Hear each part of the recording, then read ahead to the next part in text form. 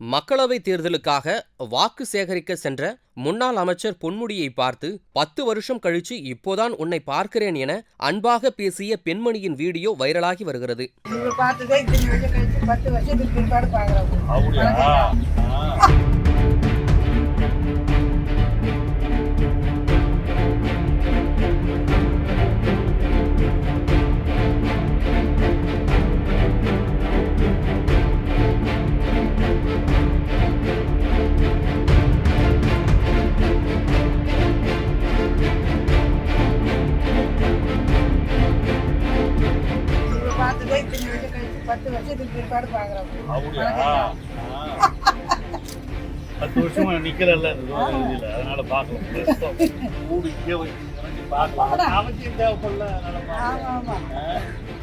சிறுபான்மை மற்றவங்க எல்லாம் வரணும்னாக்கா தளபதி ஆட்சி சப்போர்ட் வந்தாதான் நல்லா வரும்.